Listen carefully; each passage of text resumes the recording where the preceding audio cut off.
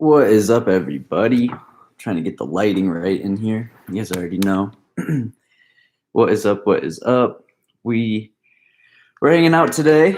Let's chat about whatever you guys want to chat about. I'm just watching the market. There's a lot of crazy stuff going on. Make sure you guys leave a like on the stream too. But I appreciate all the support as always. But man, I can't believe we're at almost at 7,500 subscribers. We're 5 away. I really appreciate all the support. So I'll be chatting with you guys for a minute. I'm excited, but crypto has been super volatile overnight. I've never really owned crypto, so I owned some Bitcoin in 2019. I also owned some. So that's kind of what got me into the market. Actually, I'll start there. But I appreciate all the likes on the stream, everybody watching. Crypto was something that actually got me into the market when I saw Bitcoin do what it did at the end of, what was that, 2017? Yeah, the end of 2017 when I saw it. I was working at a restaurant at the time, and Bitcoin went from, I think it was the week it went from 3,000 to 11, and then somebody at where I was working said, "Hey, I just made $7,000 off my one Bitcoin, and I sold it." Yeah, and then the next week it went up to 19 or 20,000, and then he came in again. And he was like, "Man, I should have held my Bitcoin. I missed out on eight grand or whatever." He had one Bitcoin, and I was sitting there and I was like, "Well, that's still great, man." I was like, "You know how long it takes a lot of people to make $7,000?" And he's like, "Yeah, I bought Bitcoin like 2 months ago, and it was 3,000, and then it took off, and then Bitcoin, you guys know, retraced all the way back down." Had been trading sideways in like the $2,000 to $3,000 range, right? So I was talking to him about it at the restaurant that day, and he was sitting there and he was saying, he's like, "Wow, I'm actually glad that I got out of my Bitcoin." I stopped working there after, I'm pretty sure, that week or so, and then I started to really get into stocks. And I was briefly into them right before then. Like I probably called one of my uncles and just like, what's a stock? You know, like we're talking 2018, end of 2017 is where I called and I was like, "What's a stock?" Like I'm trying to learn. Like I was super young. What's up, Theta Profit? Happy Friday, man. I hope the Friday's treating you well. I really hope it is, man. And we were talking Bitcoin. I was talking to some of my coworkers and they had no idea what's going on. I'm like, okay, that's fine. Long story short, though, that's when I started buying crypto for the first time, and I only bought Bitcoin. I bought Bitcoin. I only put a couple $100 in at a time, and I was buying like Bitcoin at $5,000, selling it at 7. You know, but I only had like $500 in, so it was good for a 40% return. And then I'd move on, and then I bought it summer of 2019. And sold. I bought it like 12 and sold at 14, and then it came down, and then I bought more at 10, and then we know what happened during the COVID crash when it fell to 3, and I was like, and then I sold some this summer. So I did today. I'm gonna pin this.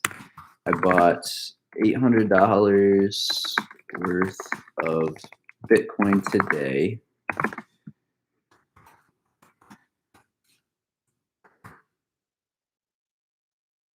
Friday. Heck yeah, Krishna. It is Friday. I love Fridays. I still do. I still feel like I did, like when you're in high school or college or, even working and it's Friday, like I still feel the same way as I did when I was younger. Like it still feels like I'm in, like, yo, it's Friday. Like, let's go. Do the weekend's the best. So it's, a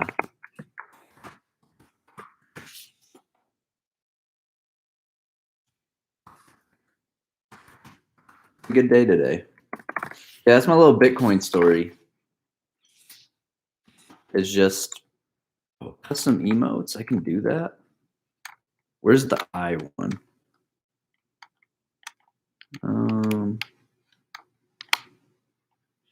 Let's see, eyes.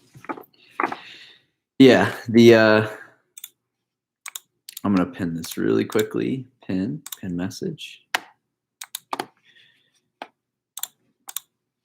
So it should stay at the top. All right. But yeah, the Bitcoin story. Bitcoin is something, and I hopped back into it today. So that's kind of my little spiel on Bitcoin for the day is I bought the dip. This is the lowest it's been since the first week of February. And my $800, right? Like we can do the math on that.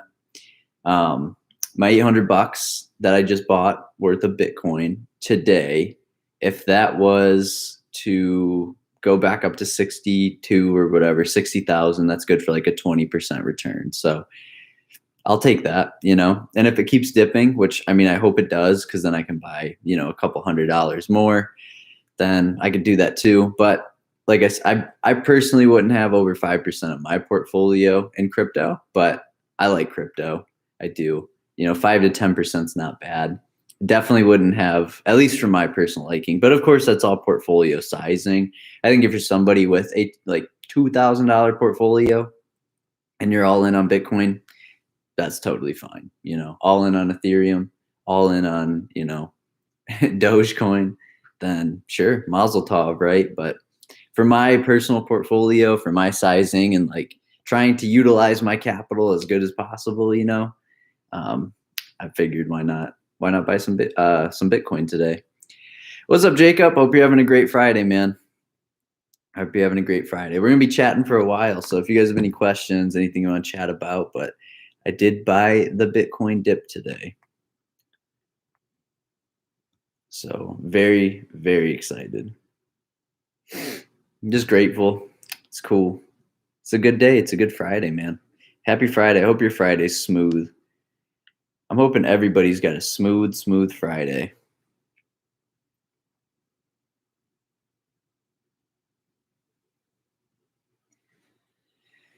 Smooth Friday. But I appreciate all 14 of you guys hanging out right now. I really do. I really do. Really appreciate it.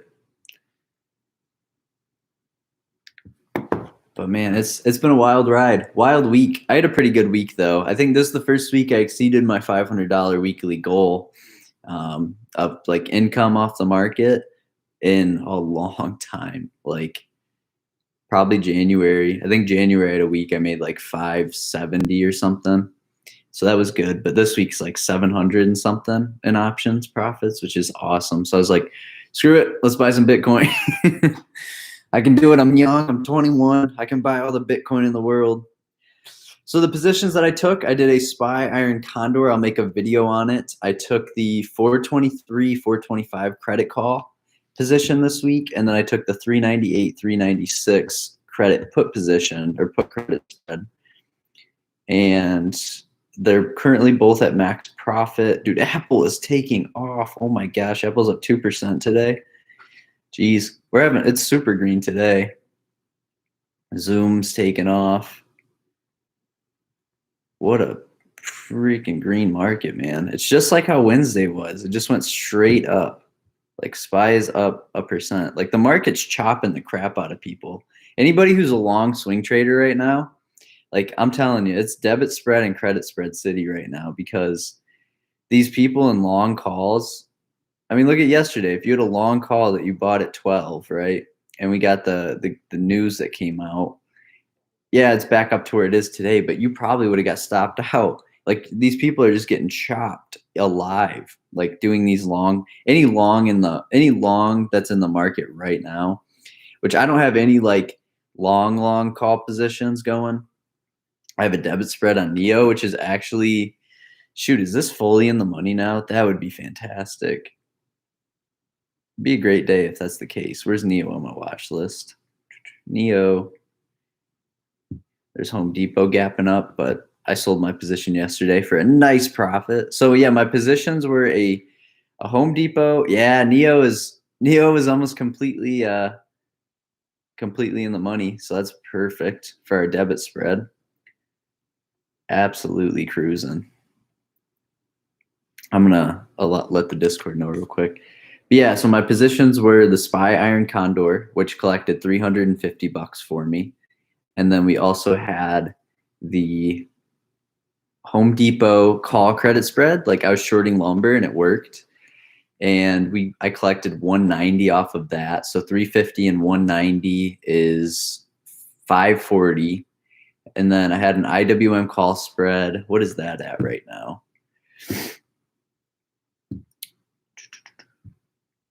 Let's do that math. I'm trying to do that math in my head. Oh, my cash secured put from Carnival made me $22 as well. So that's 540, right? I think I said 540. Yeah, 540 plus 22 is 562. So then we have 562, and we're going to add the IWM play, which made $96. So 562 plus 96 is 658. And then I had an AT&T covered call, and my shares are going to get called away on it. That's what it looks like, because I sold the $31 call and made $18 off that. So if we add 18, 676 on the week, which is fantastic. So I think I might up my goal to $700 a week off the market from 500 and go from there. You know, that's 2,800 a month instead of 2,000. Yeah, I opened the call spread on Thursday with everybody. Yep. The call spreads were opened yesterday because IWM, it was actually perfect timing. We entered these at like 12 and then the market just started plummeting. I was like, woo, like, let's go. Appreciate it, Jacob. Yeah, it was a nice day. It's a nice week. I'm telling you though, like if I can up my goal from 2,000 a month off the market to 3,000, like closing in on it. I don't want to overextend myself because I have, they're leveraged positions. Options trading is leveraged. Mike, what's up, man? I hope you're having a fantastic day. So yeah, Riot and Mara both have great premium. I've definitely looked at both of those. I personally like Mara a lot. I just haven't dove into it yet because with my cash secured puts, I'm so oddly biased on a stock that's like $15 to $30. I don't know why. Like it's just, I think it's because I don't want to lock up like 5K on Riot or something, or 5K on Mara or 4, I'd much rather just do one for 2. I think the opportunity cost, but Mike, I need to look into it more. You are spot on. Like if it's great premium, dude, I'll check it out. Like the market's just a blast, especially when we're like, I'm telling you, all these people doing long positions have been getting chopped to death in their long calls. Unless they have, really bought the dip on the banks dipped super hard on Tuesday. If they bought the dip on the financial sector, then they're doing well, right? But I think anybody who's been in like a long Apple position over the last week has just gotten chopped to death. Anybody in a long SPY position has gotten chopped to death. Like it is credit spread city right now. Make sure you guys leave a like on the live stream if you haven't already. I'm just looking over my positions right now, and Apple's still cruising. My portfolio is going to break 50K today if we gap up another $500, which I would need Tesla, since I have 16 shares, to go up $30 to do that. But I bet the rest of the market would collectively move too. My portfolio is almost back to where it was when Tesla was at like 860 a share. You got to remember, Tesla is 32% of my portfolio. So got to be careful. If you don't mind, could you talk about the rules you follow when doing your weekly ETF spreads? So yeah, I do a ton of math before I enter anything, because money is math, and people don't like to accept that, I think. And a lot of people are like, oh, I haven't done math since the 9th grade or whatever, right?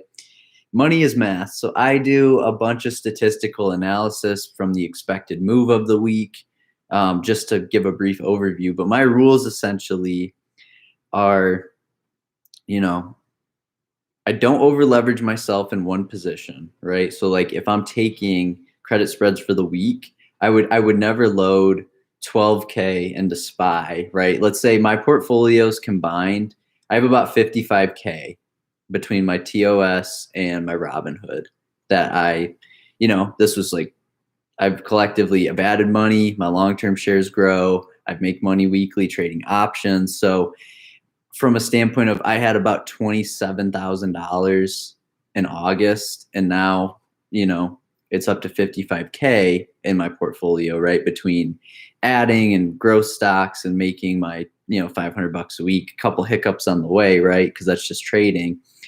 my rules are just, I'm going to do about 10K a week in credit spreads. And this week I did, what was that? 8K. Yeah, 8K because I did the Iron Condor this week. But my rules are essentially, right, a lot of it talks about in the Moz videos. It's, I always play outside the expected move for the week. I always try to play at least 1.5 standard deviations. I have my TTM squeeze charts. I have my RSIs so that I can get a feel of the direction that the market wants to go. But I'm not saying it's going to, we don't know exactly when the market's going to move, right? Like yesterday, we got the news come out and it plummeted. So if I would have entered a put spread for tomorrow, right before the news came out, I probably would have got stopped out, right? With that $5 drop if I did a put spread. But yeah, I'm going to read a couple of the comments. I'll get back to it. Got nothing to say, but just here to support. Hey, I appreciate it, Joseph, for real. Mike said credit spreads and cash secured puts are the way to go. Great job. I appreciate it, man. I truly believe so. It's like, you know, you can make money off long calls. I did on Twitter a couple weeks ago. I made $255 in 2 days, but it just didn't feel like, I was like, this isn't sustainable. I've had to watch this position like a hawk. Like, I'm just not about that lifestyle as much, but I'm not against it. I'll do it. But back to my ETF rules. I essentially just, you know, I never put more than 10% of my portfolio, or sorry, more than 20% in weekly credit spreads personally. I would like to do more, but I think it would make me pretty emotional. And I'm the ultimate, like, if you guys think, if you're putting something on a totem pole for trading, it is what in the world makes me emotional is what's on top. It is absolutely like I know that I could probably make 4K a week doing credit spreads. Sorry, not credit spreads. Sorry. If I use my whole portfolio on them, right? 6% on 50K, or just say, let's say I'd used almost my whole portfolio because 55K, I got to do that. That math in my head's a little hard. Let's just round it to, let's just do 10% to make it really easy. Let's say you're making 10% on your weekly credit spreads with 50K. Well, that's 5,000 a week, right? Yeah, but I would be freaking out if anything happened, even getting stopped out there. I mean, in my stops, depending on the market conditions, are either 20% of my collateral, which can set you back a couple weeks, right?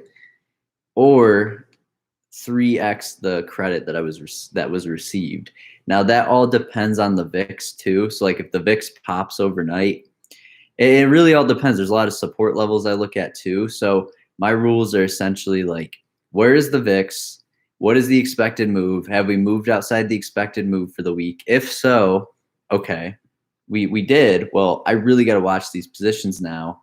If I'm not at my 3x stop loss already, okay, let's manage it. If I am, then I will see what my runway is that I have left and see if it's going to chunk at my 20% of my collateral. Because the last thing you want, especially when you're doing weeklies, is having a bad Thursday and then waking up Friday and you could have half of your collateral gone. And if I'm running with 6K, I don't want to lose 3,000. If I'm running with 6K on something, I lose 1,500 or 1,200, right? Because that would be roughly 25%. I really don't care because then I'll roll, right? I'll roll the spread and I can make like 300 of it back just by rolling. And then I'm down probably 1,000 on the week, 900, $1,000, and I can make that back in like a week or two. So, and for how like the statistical probabilities of winning upon entering is also very important, but also with the VIX as low as it is currently, I am comfortable as shit right now. And I swore, but I don't know if YouTube's gonna be like red flag, but I am extremely comfortable running credit spreads in this market, even when it chops the absolute life out of people, whether you're a long position player or you're, you know, a day trader, whatever it is. But like, this is the market. We saw it last week where it was just like, oh, midday, chop. Like the market just plummeted at the end of the day. It's like, why, right? We saw that last week. We saw it yesterday because of news. You know, that's where my brain is, right? So that's my rules. If you can't do math, you really belong in you don't really belong in capitalism. Yep, leverage. If you are smart, you don't need it. You are dumb, you have no business using it unless you're a Logan. Yeah. Yeah, you really don't need, to leverage. It's just fun. Like if you can use it, why not use it? It's literally, weekly income, and why not? Why not do it? That's just my thought process. Eric Mansell said, "Thank you, Brody, for what you do." You got it, Eric. I appreciate all the support, man. I'm glad that you find some value in these videos. You find some value, man. Yeah, that's been my whole goal, man, with the market, and I try to have as many smart traders on and can show you guys all the different strategies, because I know so many people who gave up options trading because they lost one call. They lost $300 on a call and they said they're never doing it again. And I got buddies who lost $3,000 when the market downturned on us in March on options because they had long calls, and it kept plummeting. The VIX was popping, right? And they just said, you know what, I just have to pivot my strategy, and now they're up thousands because of, even though they were down $3,000 all time at one point, it's like, why not? That's how I think about it, at least. Risk management is about avoiding where you will die. Don't avoid risk. Understand it. Yeah, 100%. It's all about the risk management. Jacob said, "Good stuff. Thank you. Learned a lot from you." Hey, I appreciate it, Jacob, for real. I appreciate you guys leaving a like on the stream too. How close to at the money do you set your spreads? It depends on the week, Mike, but I try to make sure I'm outside the expected move for the week. That's usually my goal. And then I have my squeeze charts and all my charts for what's the expected move for the VIX, what is the expected move for the ETFs. And if you just play, you can play outside that range. You can be smart enough, to not be greedy. Because I see most people in credit spreads, or, even a call or put side, SPY will literally 413, and I'll see someone in the Discord open a 410 put spread. And I'm like, why? Like, that is so bad. Like, if the market moves 0.8%, you're donezo. Like, you lost all your collateral. And like, yeah, but I'm gonna make 20% on this in 2 days. I'm like, if you get it correct, but your current chance of profit, if these conditions stay the same, is like 67% right now. It's still better than buying a naked call, but geez Louise, bro, if you're hopping in and you only giving yourself $3 runway, and then I get a message that says, I don't know what to do here. Should I roll it? When it's like, I'm just like, oh my gosh, that's what happens. If you don't have a system set in place, you will constantly just gamble your money, and you'll be like, oh, that's going up, and then you throw money on it, and that's going down. You're like, man, I knew I shouldn't have did that, and then you sell, right? Like, that's literally all of trading. It's like, what is the mindset you're in? I truly, like, I know it probably sounds weird, but I don't, like, I love to make $500 a week, 600, 700. And when I lose on plays, as because I don't gamble on my plays, like I'll buy long calls and stuff, but when I lose on plays, I don't care that I lost money. I know that sounds so weird to think about, but like, if I learn something, I don't care, right? If I learn something, I don't care when it comes to losing money on plays, because that's my whole goal as a trader. What's the best way to manage this when something goes wrong? If something does, so like, I seriously could, lose money, bounce back from it really quickly, and then just move on with my life. And plus, like, I'm smart enough to know that I'm not going to put my whole portfolio in like a 410 spread when SPY's 413 and just be like, guys, I'm sure the market's going up this week, right? No, it's like, I have my math behind it. So, and if the market conditions fight against my math, which is what happened when GameStop happened, but how often does a GameStop happen? So, I just didn't beat myself up that week. I was like, yeah, I lost $900 when it was all said and done that week, but I made it back over the next two and just kind of shrugged it off. And was like, that's just what happens when a bunch of Reddit users get on and pump a stock. Like, no one was prepared for this. We've never seen this happen before. I got to plug my laptop in. I'll get to the chat. That is my perspective on that. And dude, I'm loving this pink sweatshirt. It looks good with the lighting too, which is nice. Joseph said, I'm really amazed how you were able to recruit smart people. Man, they're all the best. They are the smartest people. I'm telling you, these people, I mean, and I have extensive conversations with them outside of the Discord, outside of YouTube and all of that. And I'm telling you, these guys are the best at what they do. Like Halcyon, Maz, Theta Prophet's incredible at what he does. Like these guys that I have on and featured. And then if you guys didn't know, Poss is like completely sarcasm. Like those Poss videos are all sarcasm. So like that's for fun. Like that Pause is not the best at what he does. Pause is like a meme that we made. But besides that, like the actual traders that I have on are literally the best at what they do. And I learned something new every time. And we're gonna have a new video with Maz this weekend. We're filming it this weekend. Hope I can get it out this weekend. Theta Prophet and I are trying to get together tonight to do something. He said good lessons are always expensive, 100%. But it's the best, you know, it's like once you learn them, you just don't do it again and you're fine, you know? Where do you look at expected move? Yeah, TOS has the expected move for the week. It's in the Maz video. Let me link that so you guys can get the in-depth on it.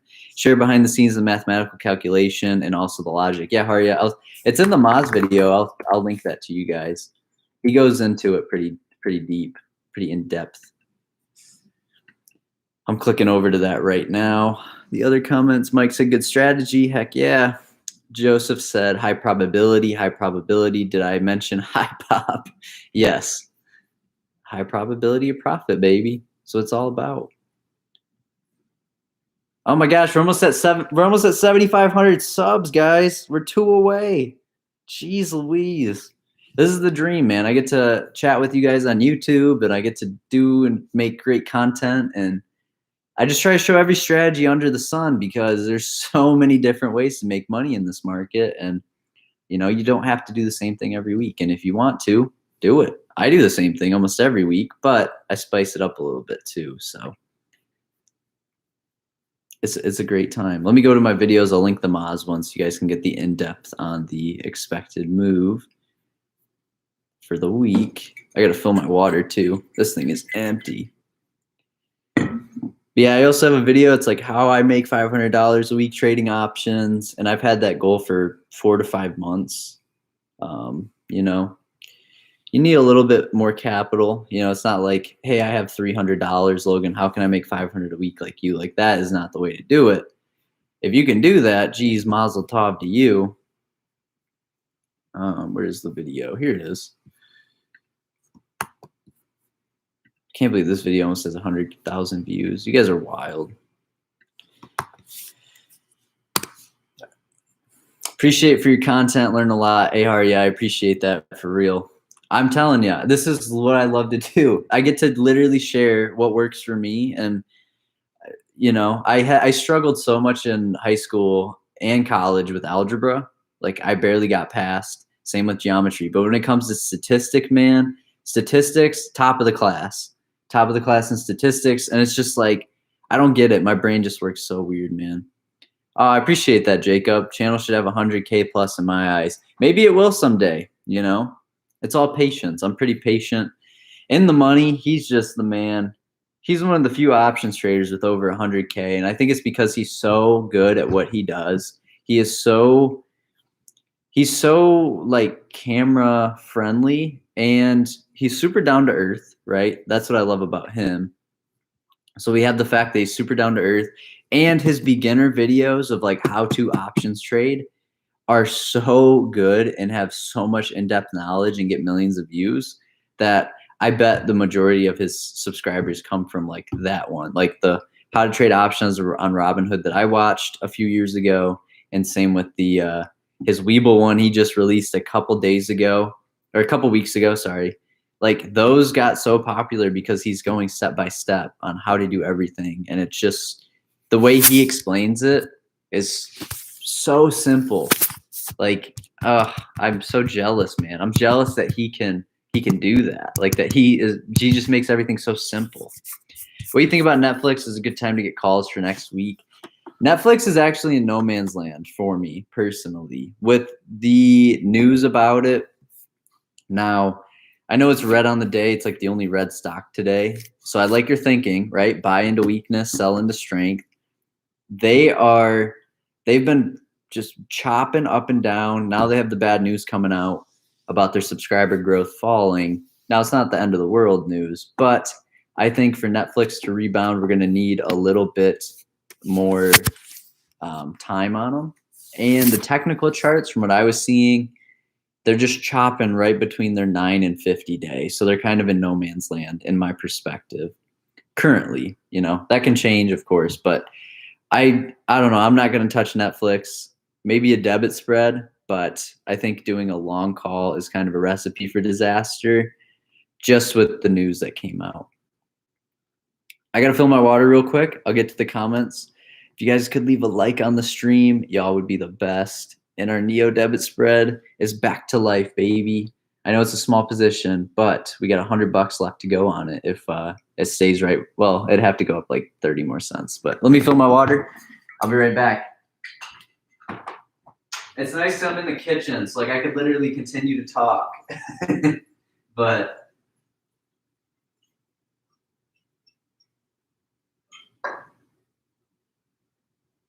gotta fill the water.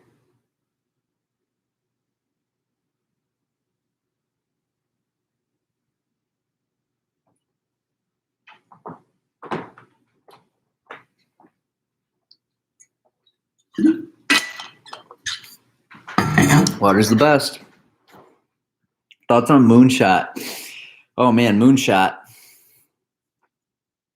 Let me look into it. I actually have not done like very much research on Moonshot at all. I know it's the crypto.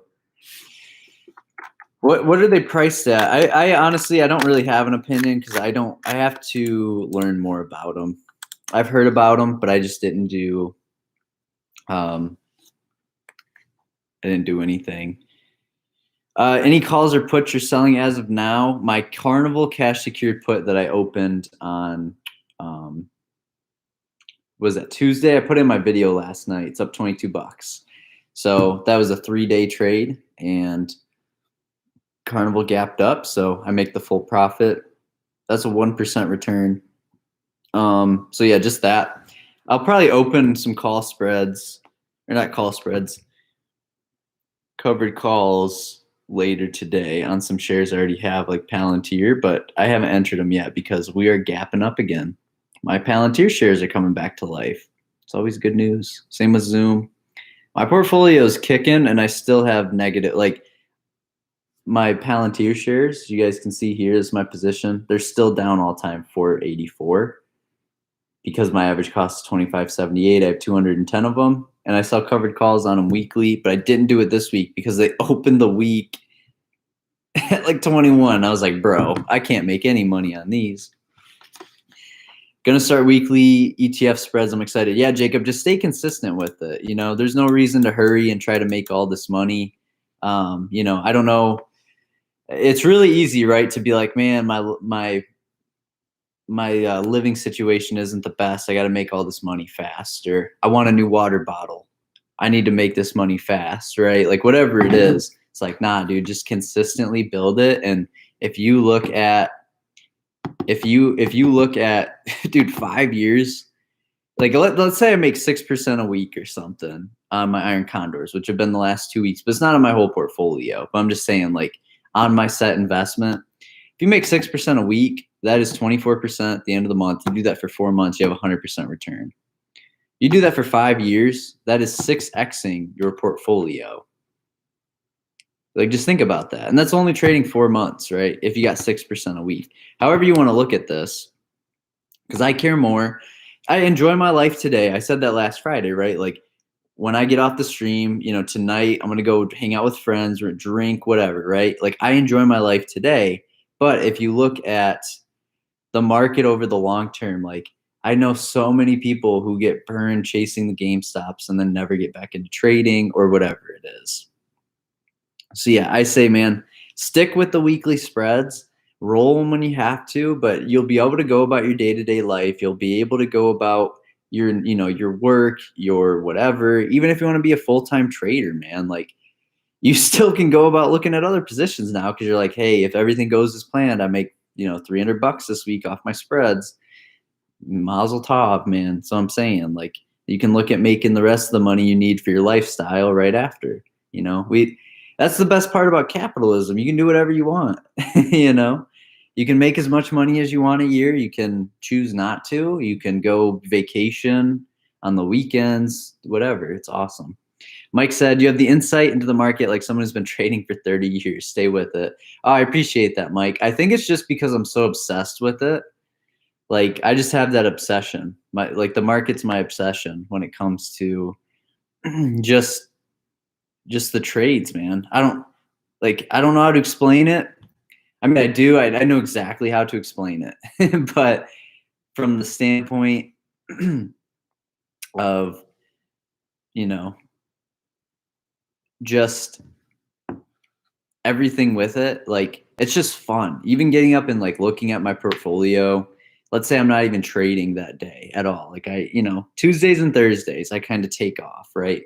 I'm a big fan of the Monday, Wednesday, Friday because there's so many opportunities to trade and, get my spreads going, make my 500 plus a week or whatever, and I don't force anything after. That's been my whole goal. Like, I'm just so obsessed with it. Like, when you hit the same goal every week forever, you just get obsessed with it. I don't know. It's like,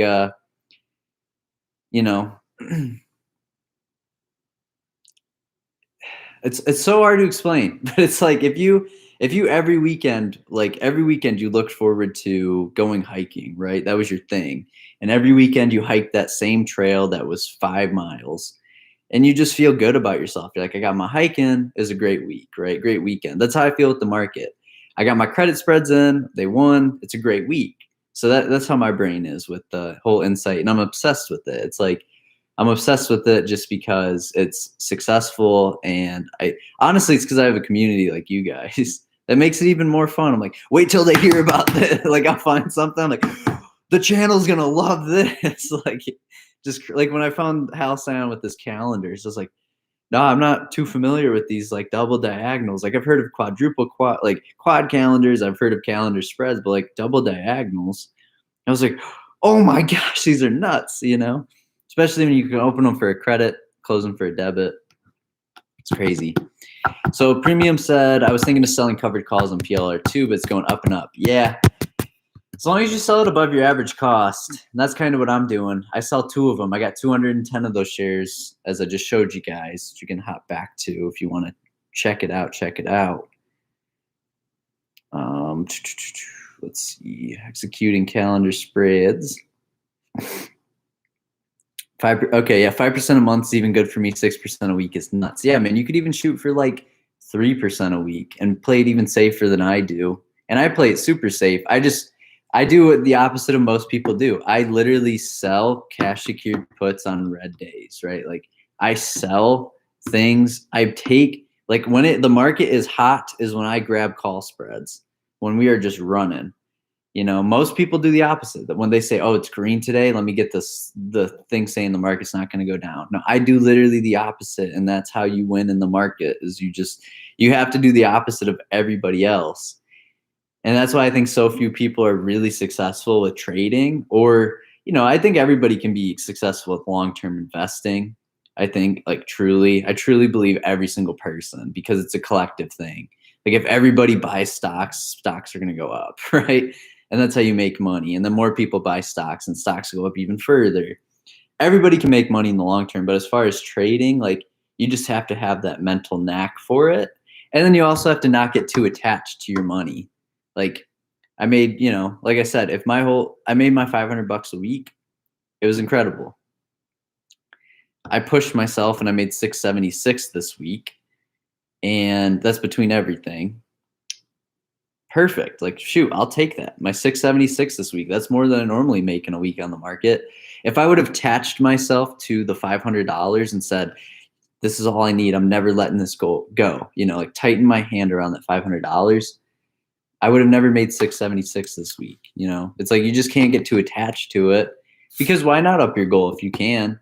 And then just, that money that I made this week, I literally bought $800 worth of Bitcoin today. So mazel tov. I have not owned crypto in forever. Like, that's why I have this pinned up here.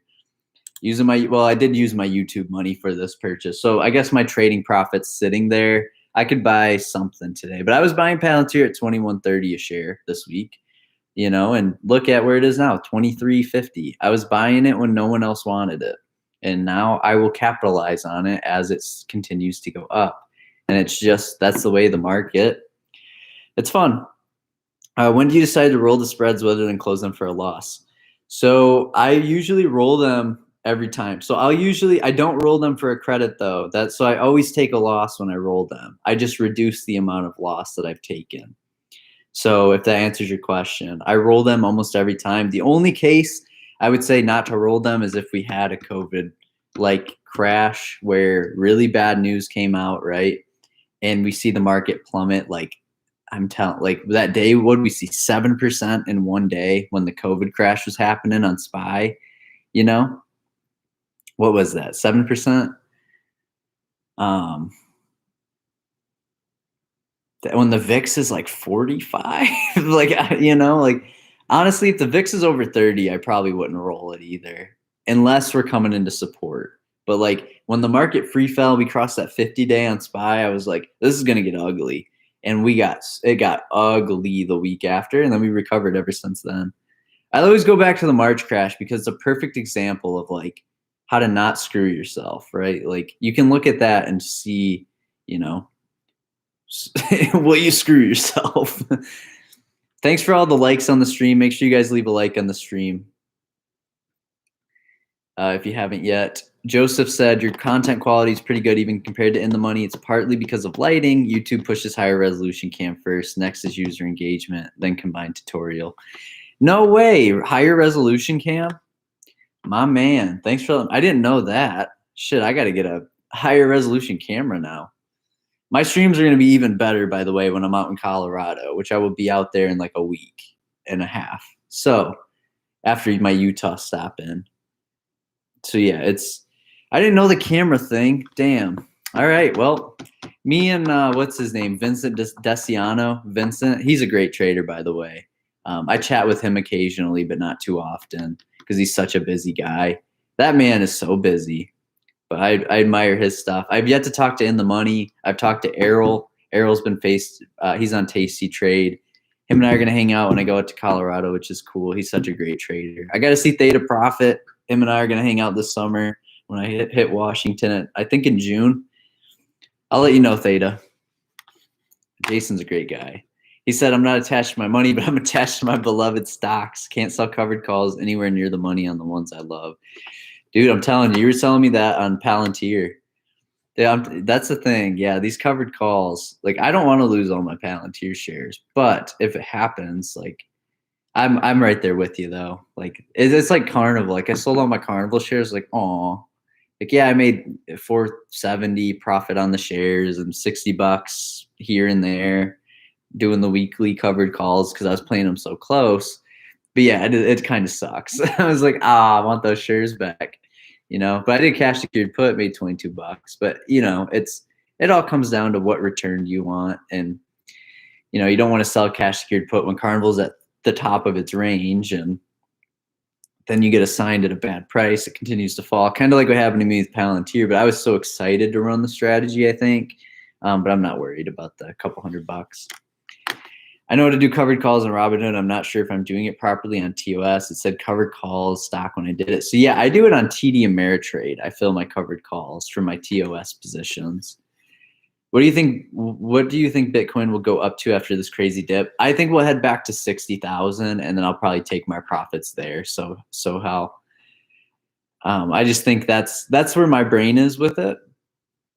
For talking crypto is, I'm not really that type of Bitcoin to 200,000 like everybody thinks, but I am a big fan of short-term movements on crypto. And if I can take I bought the dip. Like on the technical charts, we're coming right back into support. And if we continue to fall, I'll just buy more. But I thought, why not just throw $800 at it for a starter investment, and we'll see what happens. You roll a week out on your weekly spreads. I do. I roll them a week out. And then I make sure I'm outside the expected move when I roll those for the following week, which is very important. And then, collect that premium. I still take a loss, but I reduce the loss I take on the week, because the last thing I want is to be extremely over leveraged by just rolling it again and then it plummeting more. So I gotta make sure, I want to take some collateral and a realized loss off the table, and then I can risk less money actively, so that I'm not just like, oh, I rolled my spreads again. Oh, I rolled my spreads again, and then I'm out of all my money. Like that. That's my fear. That is my big boy fear when it comes to rolling. You got to be. So people more like, maybe you can position the camera at eye level. Oh, is it not? Sorry, I keep slouching. How's that? How's that? Does that look better? I'm gonna move this container out of the way so it doesn't look as bad. We got our Swiffers. There's the Swiffer handles. So I gotta clean the floors later. So you guys don't think I do any? No, I'm just kidding. Okay, it's better. Cool. Yeah, I was slouching in my chair. Bad posture. Well, you'll get your reaction to driving a Tesla. So I actually have driven one, Theta. I drove a Tesla, but I've never driven your Model Y or a Model Y before. So I'll drive your Model Y, and then we'll have to get that reaction. I think YouTube's gonna love that. Trading Tesla stock in a Model Y, going 100 down the highway. No, I wouldn't do that, but not while I'm trading. Nathan said, "What's up, Logan? Appreciate all the help and insight lately. Great content." Hey, Nathan, I appreciate you, man. For real. I'm glad the plays have been working out, and everything's been spot on. This is seriously the best community, but I try my best to stay up with everybody on the Discord and all the sectors. But I know some people just trade the calendars, and some people just trade spreads or just do this, or and I want to get everybody in all these different plays that work, have a good statistical chance, and make your weekly income, because it's just like a paycheck. It's an extra paycheck, but off the market. Can't beat it. But I appreciate you, Nathan, for real.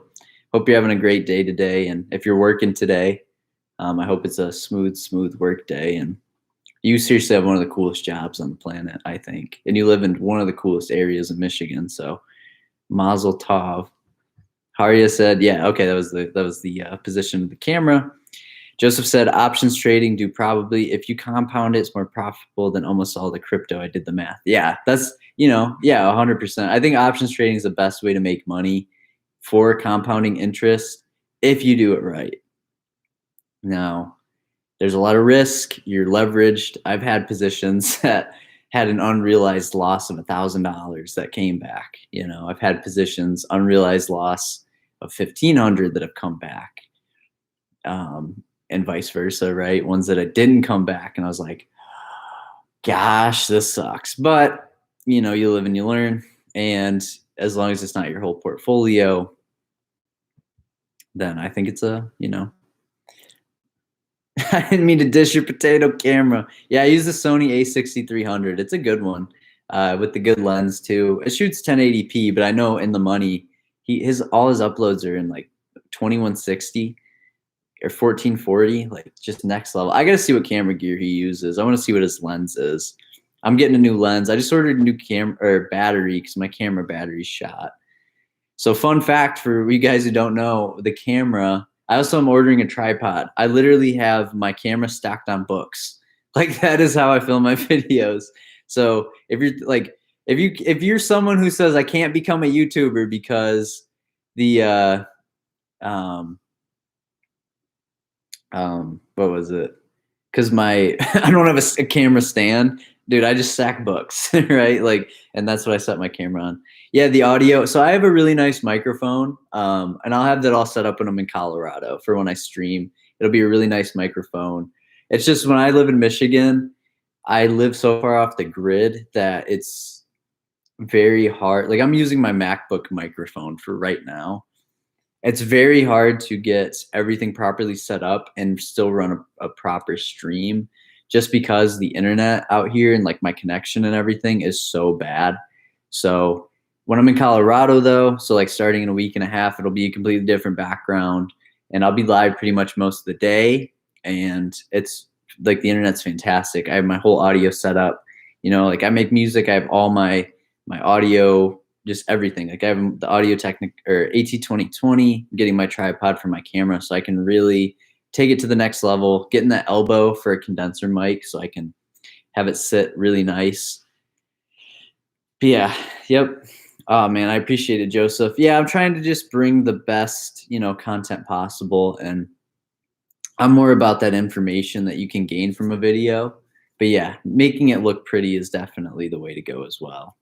But yeah, the audio, video, visual, like I'm gonna definitely step it up this year, because for how much the channel's grown, I would almost feel bad for not doing that, and making these videos as good as possible, because you guys are the best.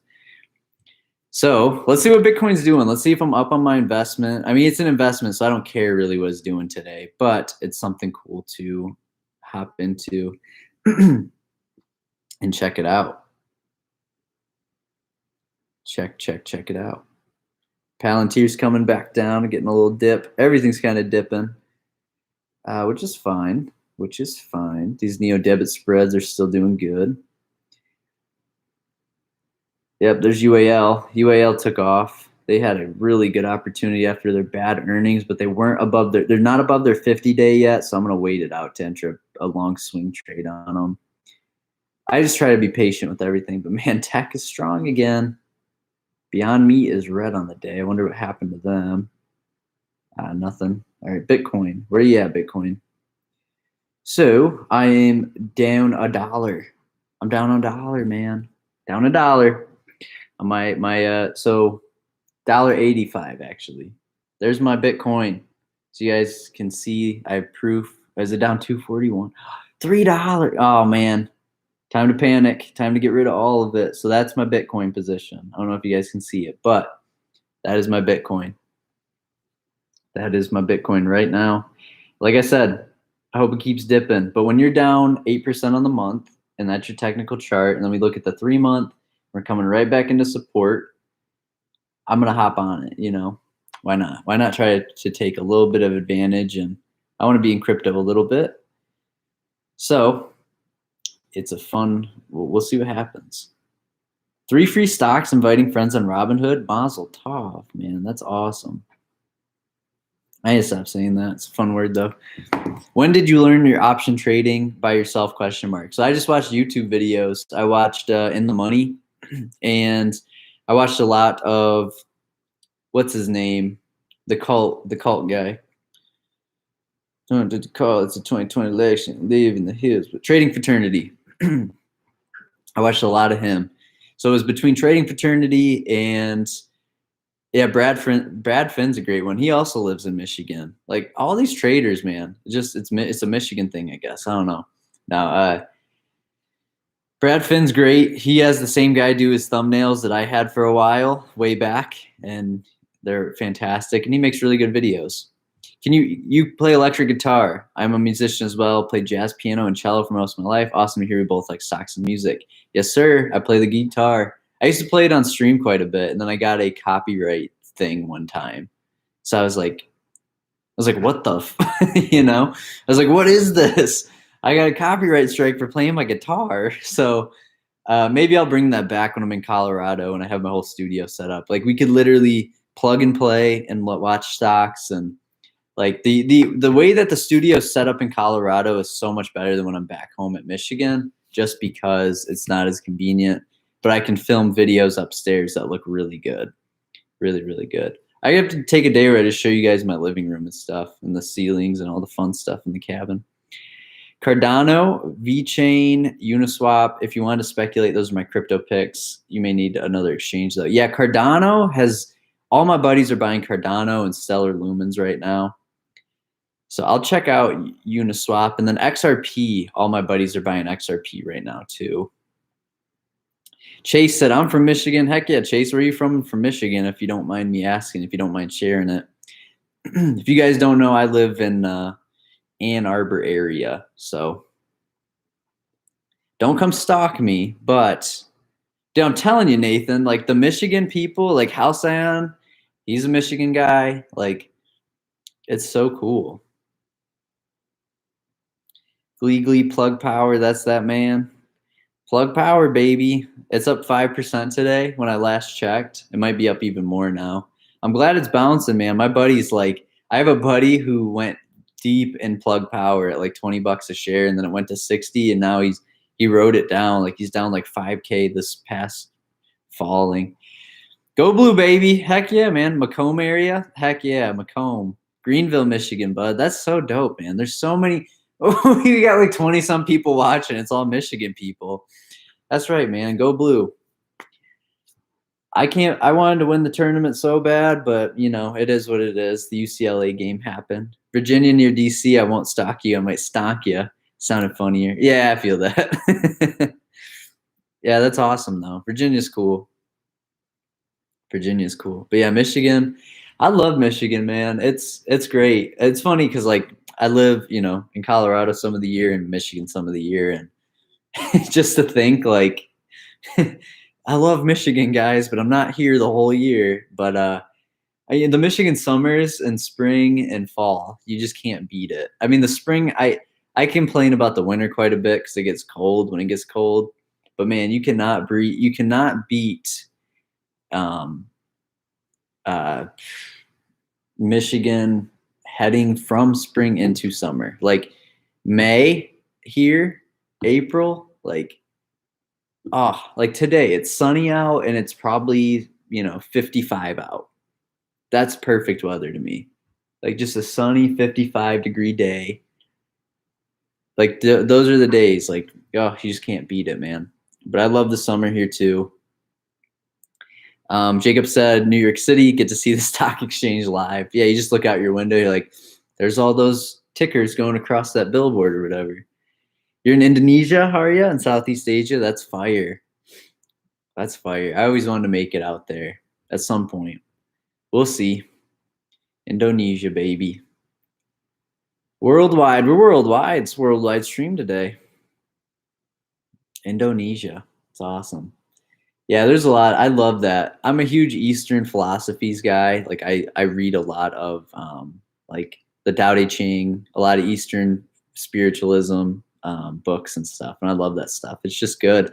I think that's where my mindset for the markets come from. It's just it's like a Steve Jobs thing too. He was the same. He had a lot of Eastern spiritualism. I'm watching you from Colombia. Hey, what's up, Daniel? Shout out Colombia. Shout out Colombia. Shout out Colombia. That's in, I know where Colombia is. It's in South America. It is north of Brazil. And it is west of, not Peru. Man, I might be. Wait a second. Do I know what I'm talking about? It's 100% in South America and 100% north of Brazil. Yes. Why did I say Peru? Venezuela. Yeah, that is it. Venezuela, and then we have Ecuador right next to it. Where is Peru? Am I just absolutely just messed up when it comes to Peru? I knew it. Okay, Peru is south of Colombia. I knew it. I knew it was right there. I got Venezuela and Peru mixed up. Then we have Ecuador right there. That's so dope. Then we got Panama. Panama. I want to make it to South America so bad. I feel like that's such an unexplored part of the world for like the Western culture of America. Like everybody who says they go travel the world, they go to Mexico and they go to Spain and France, right? And then maybe the UK and then they go to China. I don't know. I don't have a lot of friends that are like, yeah, I've been to South America. It's like, that's dope. It's so cool. It's so cool. Brazil's cool. Bolivia. I don't know if you guys say Chile or Chile. I prefer both. All right, so let's go to South India. I used to live 5 years. Mom's from there. Thank me later. Dude, I really want to. India is awesome. India is another awesome place that I'd love to go to, especially with the spiritualism stuff. Mindfulness, yes, sir. Yes, sir. That's what it's all about. Just being mindful. You've been to New York City. I have not, Jacob. I've not been east of. So I've been to North Carolina. I've been to Ohio. I've yet to go to Pennsylvania or anywhere east of Pennsylvania. So I've never hit Maryland, never hit, Maine, Massachusetts. I really want to get to Maine. But I want to go to New York City. I truly do, man. But definitely post-COVID for any big city. If I'm going to be like traveling, right? Like I want to kind of experience that full. Because when I travel to Colorado, I have a place in Westminster or Denver, in like Westminster area in Denver.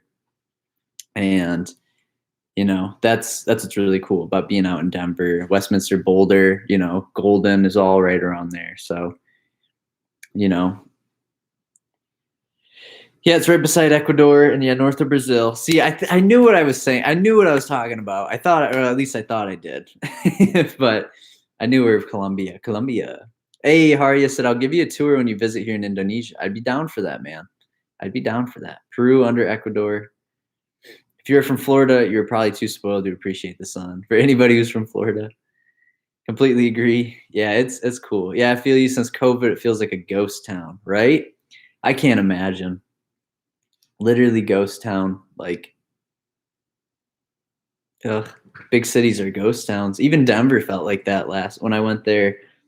Because we were getting Denver. It was October, November. Denver was getting like amber alerts for COVID. It was like high breakout in this area, stay away. I was like, what? But I could still see Breckenridge. I went to the national parks. You don't have to worry about like people when you're hiking the trails and stuff. But I cannot wait to hit Rocky Mountain National Park this year during like past May. It's just awesome. Boulder, yes, sir. Do a video of your bucket list. We'll hold you accountable. I need to whip one up. I have a bucket list I have like 10-year goals. It's so weird. I don't even have like 1-year goals anymore. It's all like 10-year stuff. It's so weird to think about, but I don't know. It's fun. There's so many cool things to do in this world, man. There's never a shortage of fun to have. You know, COVID definitely put a damper on things, but I think as far as like traveling standpoint, that shoot, I'll make a draw my life video for my YouTuber. If I hit 10,000 subscribers, we'll do draw my life. 21 years old. This is how I did it. This is how I got to 21. I'll teach you guys how to survive. You just eat a lot of pizza and you go to school every day and just you just move on. But yeah, everything's cruising on our plays. Everything's cruising. How's Twitter doing today? I feel like Twitter's got to be up. Everything's so green right now. Home Depot's rising, so I'm glad I closed out of that position yesterday. Probably be pretty much max profit. At least this morning it would have been. I probably would have hopped out then. ERX, DIA, Palantir. Where is Twitter? Come up on my watch list. Here it is, 65.80. It's up 2% today. Still down though. It's got a gap to fill. Real estate in your future. Yes, sir. It is. Real estate is in my future. I was planning on I actually almost closed on a $180,000 property. It was a quadplex. So there's 4 rooms. And it was contingent when I inquired on it. So I would have gone in with a partner on that and rented the 2 rooms. And then he would have gotten the other 2. We would have put our money up together. And, you know, it's a rental property, right? Put up $180K, or $180K was what the property was worth. Because it's not a lot of land. It was just like housing, right? And yeah, what is that? A quadplex. And we could rent that out for, I think it was $700 a room, or $700 a month is what they were renting for. And you got 4 of them, $2,800, split that $1,400. The down payment we'd do 20% on. So 20% of 180K is 18,000. So we'd just put up 9K. No, wait, that's 10%. Sorry, 36,000. So I had to put up 18K on the down payment and cash flowed. I don't know. I didn't do the cash flow because we were waiting until to see if we'd get it. But real estate is in my future. It's a great way to make, you know, consistent monthly income. And yeah, you have debt, but you're giving people a place to live. That's kind of how I think about things, right? Investments, YouTube, all this stuff. It's like, yeah, the money's there, but if you're a good landlord, guess what? You're giving 4 people a place to stay. You're giving, you know, a family a place to live. Same with these videos. Like you're teaching people life-changing like it could potentially be life-changing. You never know.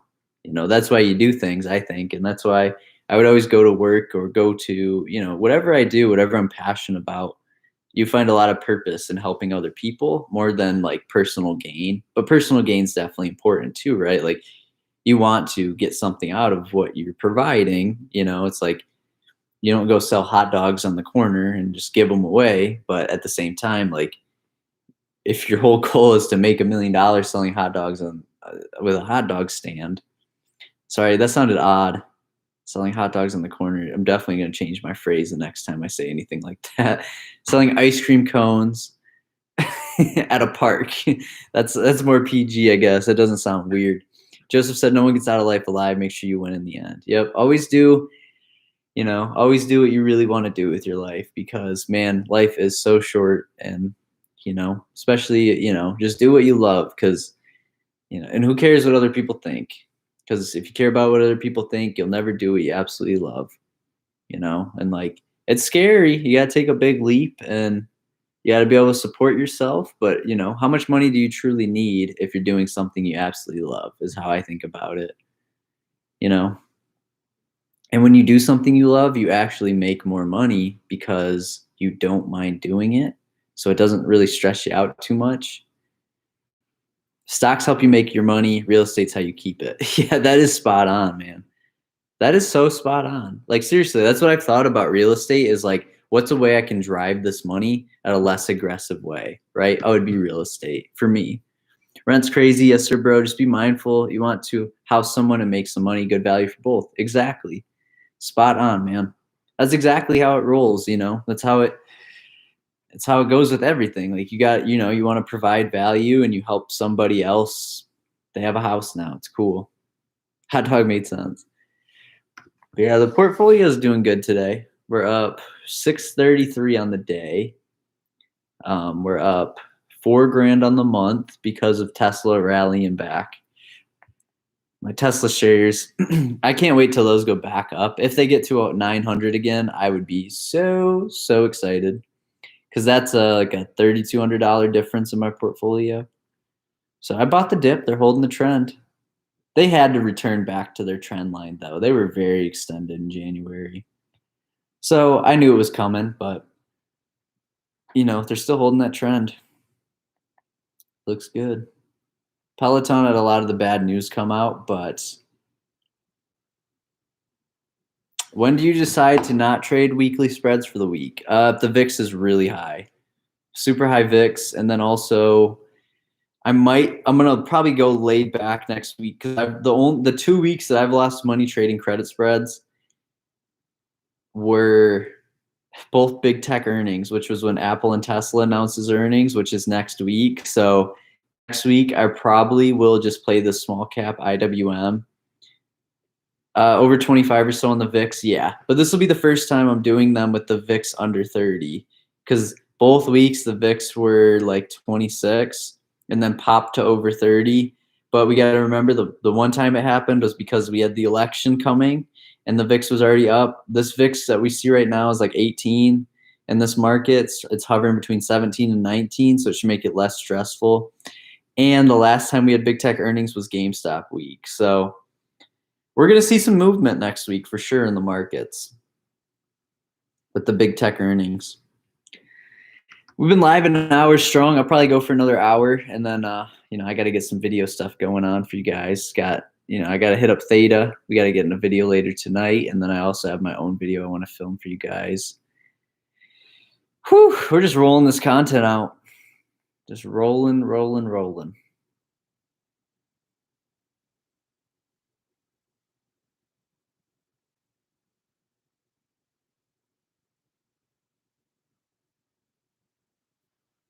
Do you still have your Patreon and the call available for the highest tier? Would definitely be interested in learning more about covered calls. Yeah, Daniel, I do. I could post my Patreon if you want to sign up for it. And then yeah, if you sign up for the big boy one, we can hop on a call if you have any questions. And I was actually thinking too about doing, and I can send you access to the premium Discord too as well, Daniel. I was considering doing just actually consulting too, on a separate. I just don't know how to set that up. So if any of you guys are smart enough to know how to like automate consulting to where it'd be like, oh, I have a new meet, like people can schedule their own time. Maybe Google Google Calendar, but then I just gotta stay strict with it. How do you know it's big tech earnings? Is there a programmer app? I always have no idea when earnings are. So earnings, I use earnings calendar. Let me link that. They have a Twitter. Earnings calendar. That's how I find all mine. Yeah, or earnings whispers. Sorry, earnings calendar. Here's the link. I don't know if you use Twitter. I rarely use Twitter. I have one, but here's the link to that Twitter. Daniel said, awesome. Would love to learn and get hands-on with experience on covered calls. Yeah, man, it's awesome. Let me post the Patreon link below. Copied. Should work. So here's the Patreon link. But I was also considering, I just got to learn this weekend the Google Calendars thing, and it's also something, right? It's like, do I have the time to do consulting, and then what's it worth, and hop on a Zoom call and chat with all the homies. And it's going to be cool. I love meeting people. Like, seriously, I've gotten to meet so many of you cool people over Zoom already. It's really awesome. So yeah, that's the earnings whispers. Twitter. It's fun. It's a fun week. It's a fun week so far. A lot of good stuff happening. Just all around. Around the world. Around the world. There's so many things I want to learn. There's just there's just not enough time in the day for everything I want to do. That's how it goes. Amazon gave me a promotional credit. Oh, I earned $1. Amazon said, so the credit expires June 15th. All right. Says you've earned $1 digital reward because you selected Amazon Day delivery on your recent Prime order. What am I going to do with $1? I'll probably put it towards the next thing I order, but it has to be a digital reward. So like a Kindle or an audiobook.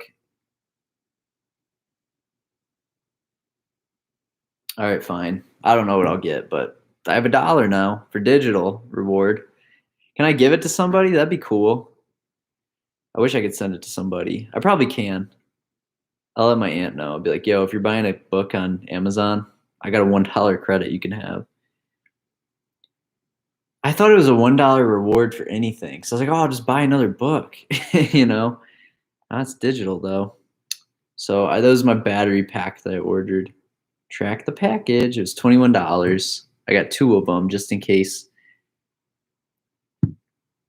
Oh, no tracking information. Oh, thanks. Awesome. You got it, Jacob. You got it. No, I guess it's not showing me the battery pack that I just ordered.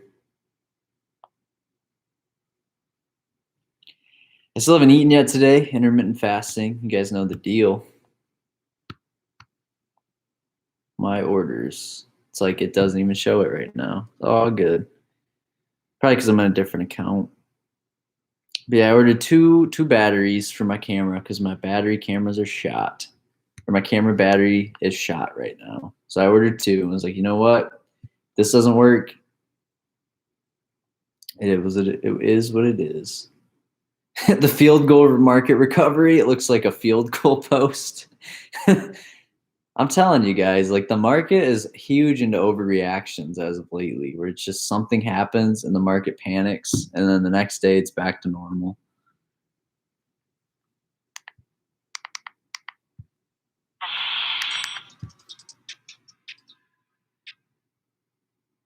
Would you buy Riot stock? I don't own any Riot. I would much rather just buy Bitcoin and Ethereum, but I also haven't done all of the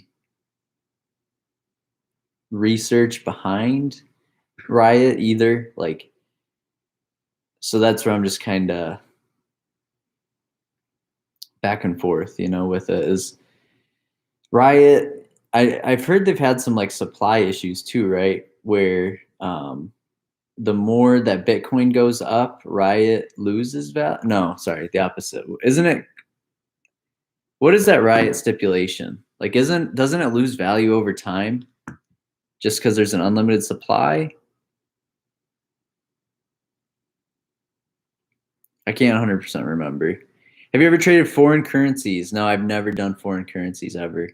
Never, ever. That would be Forex, right? Foreign exchange currencies is Forex.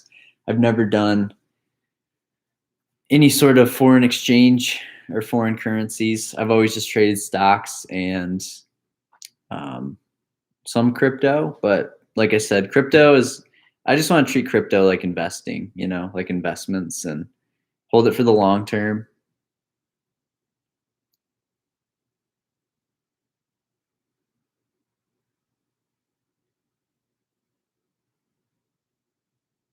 Man.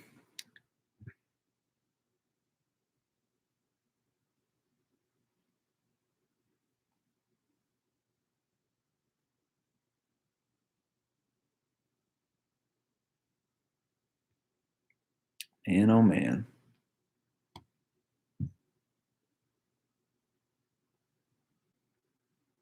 Yeah, it's just fun. Just checking in on the Discord, seeing how everybody's doing.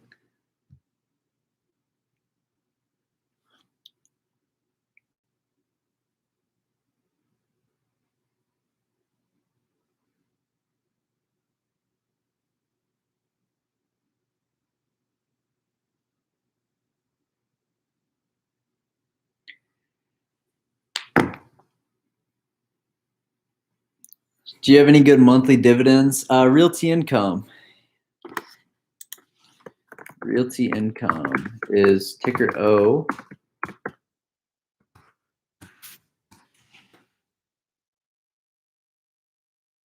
And then Jacob asked for the premium Discord link. I can sauce that over to you, my man. And then I have a coupon code if you want to use it.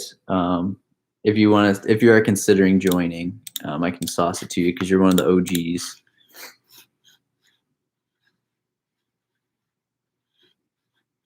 I'll send you the link, the launch pass.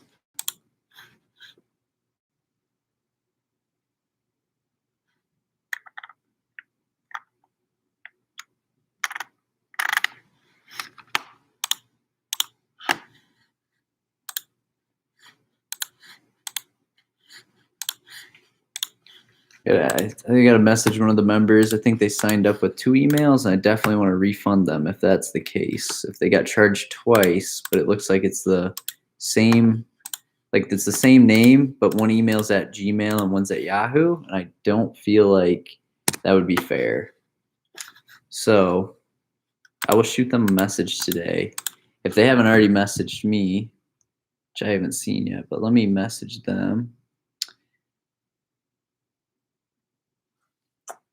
Hey Bivens, welcome to the Discord. I think you may have signed up twice.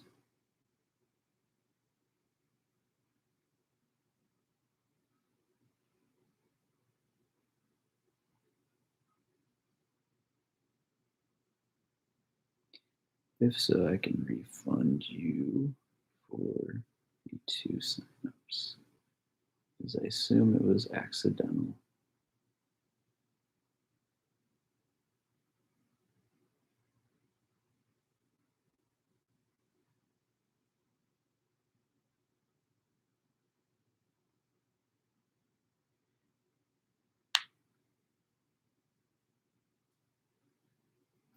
I'll see what he said. So do you just reinvest your credit spread profit into stocks? Yep, Tony, that's pretty much what I do. I just take my credit spread profit and I reinvest that into stocks. And then sometimes I withdraw it and go do fun stuff with it, like beer and pizza. But yeah, I'm a big fan of just taking that profit and buying some stocks with it.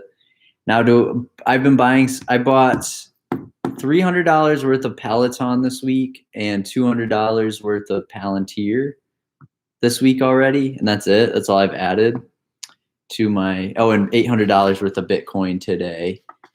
So I kind of think I already bought my stocks for the week with my credit spread profit, and I wanted to go long on those positions because I think Peloton's a good stock, and I think Palantir is a good stock. And Peloton's down because of the news, the bad news that they had, and then Palantir is finally recovering, and software's been getting beaten down. pretty hefty.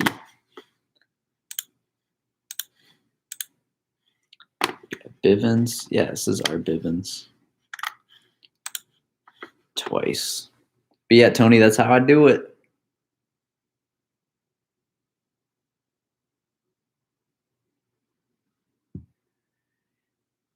That's how I do it. Ooh.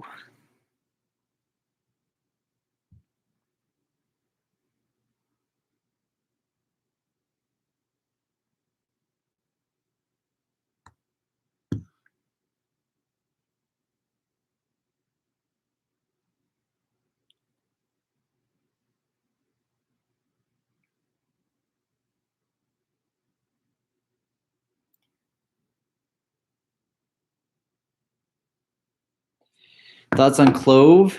Oh man, and it being the next GameStop. Man, Clove is getting pumped by Meet Kevin. I don't know anything about Clove at all.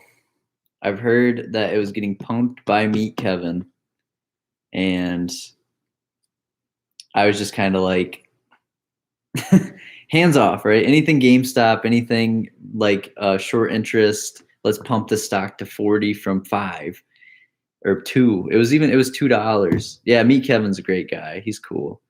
I love how much content he makes. I got to get on that grind. I want to be like him and just he's got like 4 videos a day, man. I don't know how that guy and he's got kids. Like, bro, how do you do that? They're at school. We got to make this YouTube content. Like that man. And I get it. He's got so many people that follow his stuff. So it's definitely a lot easier to be like, I got to go live on YouTube right now. But I got to look into how he does it, man, because I thought Graham Stephan was crazy uploading every day, no matter what. Meet Kevin is wild when it comes to that stuff. Like 4 times a day. Are you kidding me? Even Andre Jick's really good because he's got such an incredible like editing system. And yeah, he just really he is like the GOAT of making, like Andre Jick makes his life look so good on social media. It's so cool. Like, I don't know how he does it. It's his artistry, but he literally will show the same portfolio every week, and it's all like dividend stocks. And I'm just like so infatuated by it just because his editing and all that's so good. He exercises and researches stocks at the same time. Yeah, he is wild, man. Meet Kevin his portfolio is just ridiculous. I don't know how someone makes that kind of money, the money that he makes, and he's got his real estate stuff, and Meet Kevin is the man. I'd love to get an interview with him on the channel. I'm also interviewing, her name's Kyla. She's on TikTok under,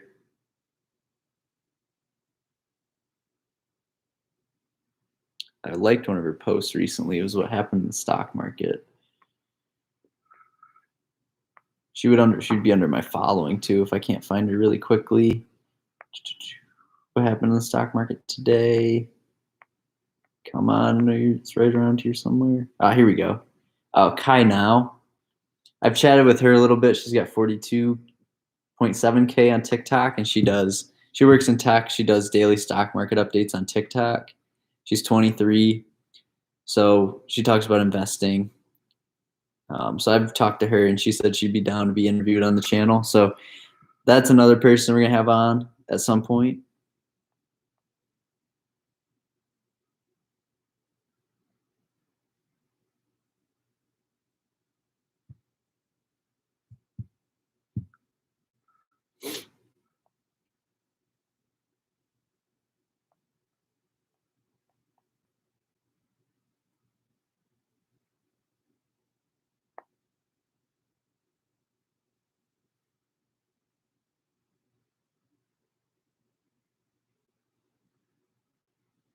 So we're rocking and rolling.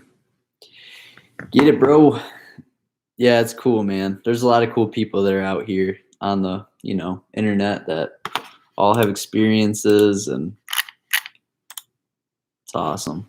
Just people who, got tons of cool stuff going for them.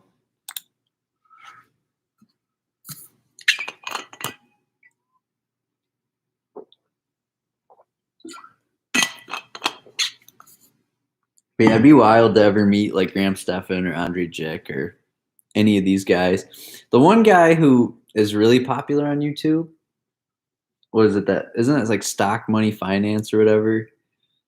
Um, what is that? Financial Education with Jeremy. That's his name, Jeremy. Yeah, financial education. He does like I remember that's when I knew I could make it on the YouTube finance thing when I watched his videos and it was literally Microsoft Paint. And I was like, I am actually watching this and I'm interested. And this is the video quality I'm getting. It's like I was like, I could do this. It's funny. But I've been so into personal finance and so into just just learning about this stuff, reading financial books, investing books. Like, I need to make a list for you guys in the Discord of financial books I think everybody needs to read. Actually, I have it on my LinkedIn, but not financial books. It's just books, but there's the money ones are thrown in there. I need to link that to you guys in this chat too. I whipped that thing up a while ago. I used to think I was going to become like super popular on LinkedIn too. I was like, oh, LinkedIn's my thing. And then I literally like I log on and all it is people trying to sell me something.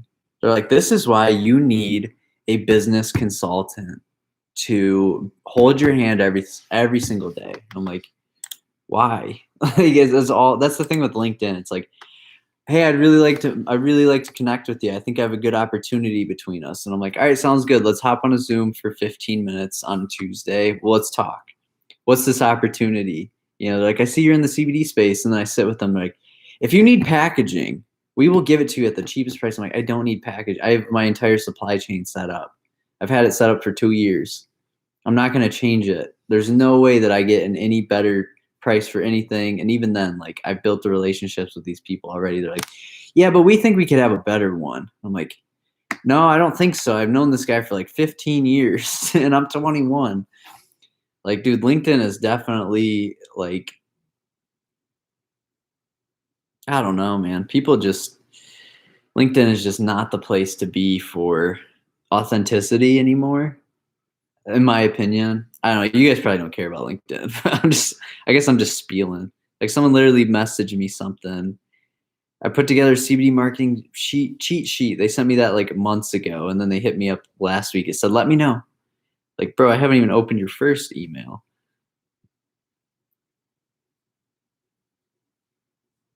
People are wild.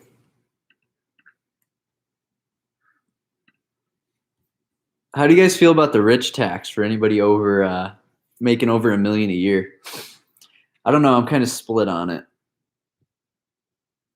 I guess I just have to see what it entails, really, honestly. Yeah, it's like all these people, it's like they're trying to connect with me. It's like, this is how you get immediate info on your payment processing. I'm like, why do you care? Hey, Logan, I noticed we had some common connections. You're right, but that doesn't mean I'm going to accept you. Like, it's, it's so goon. I don't know. It's very goony.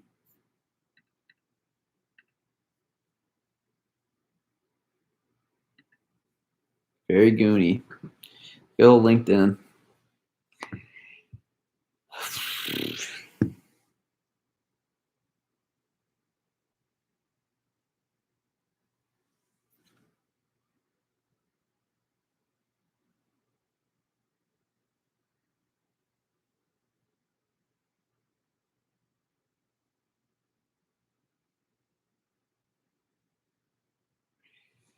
I think our returns will be diminished slightly due to the capital gain tax on the whales. Yeah, that's potential. There is big potential for that. You're right. Anybody making over $1 million is like,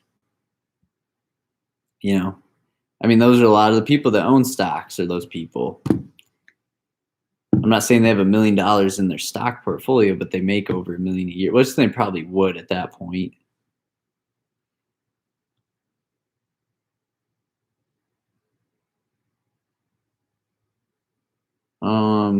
I'm watching about a week like your content. Good thought. Like domestic business bounce ideas. Also just went through Instagram into CBD. So that's awesome. It's true. It's true, Tanner. I'll get back to Tanner's message in a little bit.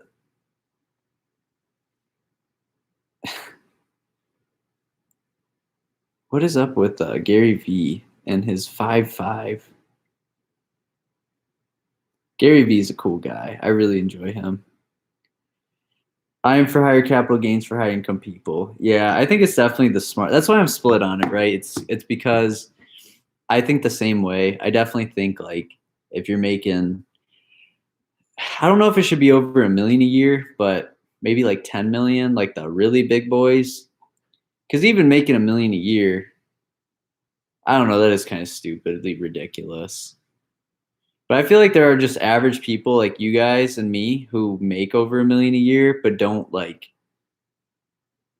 I don't know. I think it's like the billionaires though, and yeah, I get it. They work really hard, but there's so many tax breaks for those guys that it's just ridiculous.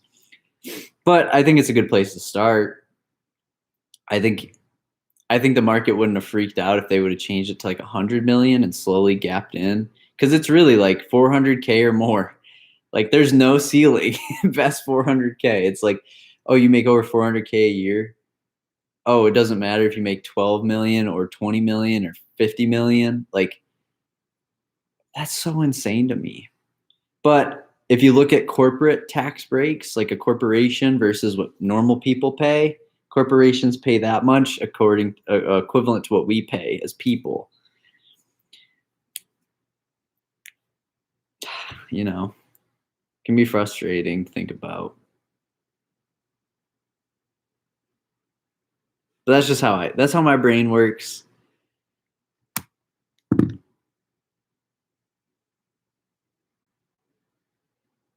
That's just how my brain works with it. Oh, set this up. That's a big boy move right there.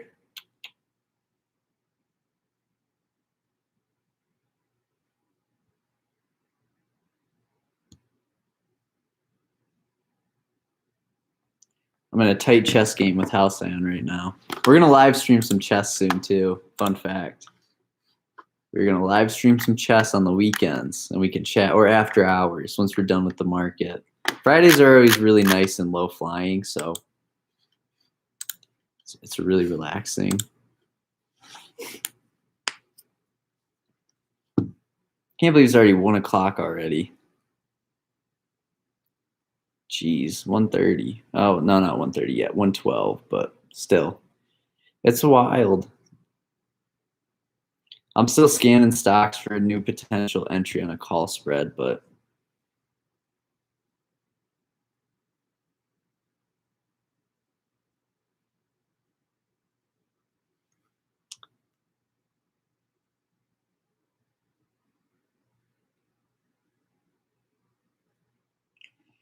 Discover Weekly.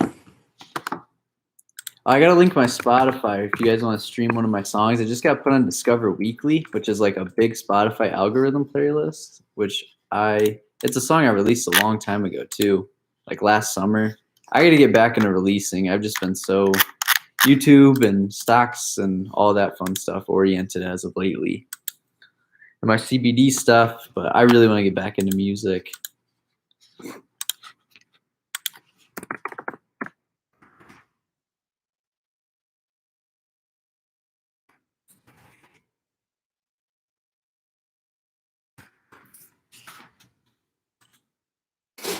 Not Spotify for artists.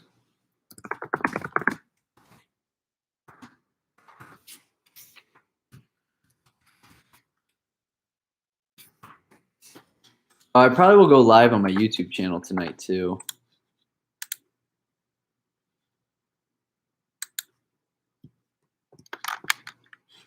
If you guys want to check my music out on Spotify, here's the link here. Thinking about using these rules in my weekly spreads. What do you think? Open before 12 on Monday. 3% return on capital, hold till expiration if there's enough runway, stop loss, Eric's credit. Fantastic. That's fantastic. Yeah, 3% return. That's 12% a month. And you can play very, very safe.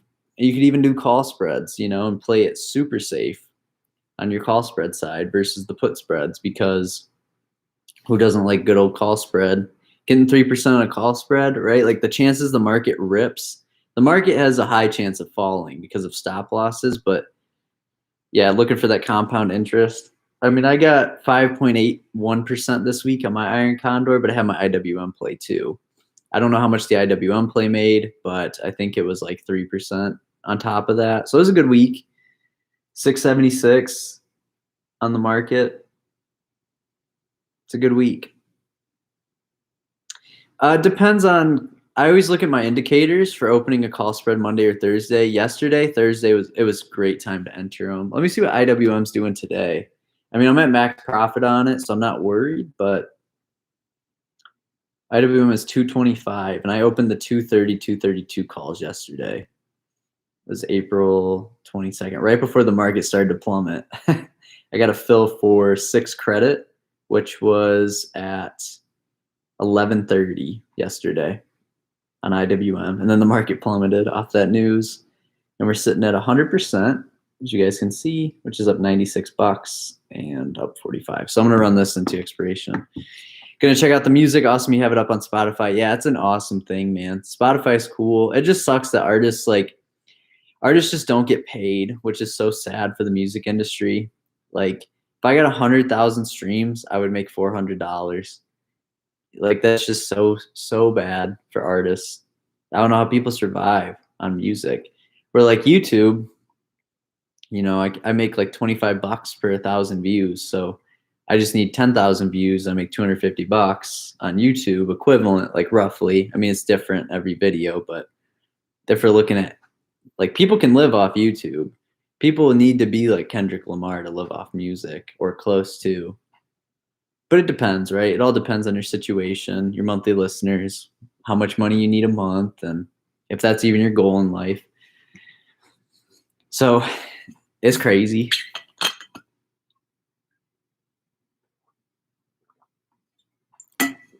Dude, I'm telling you, especially live, that is where the money is in the music, though, as you probably know. You probably played live before. No gigs in NYC, man. It's just tough because of COVID. Like, there's just no live gigs for artists. It's just sad. It's just so sad, man. And I love music. The music industry is one of the coolest things. Like the idea of becoming a musician and playing shows, and you know, I played tons of shows until COVID hit. Like, I played a show with my band actually last August during COVID, because that was right when they thought we were going back to normal completely.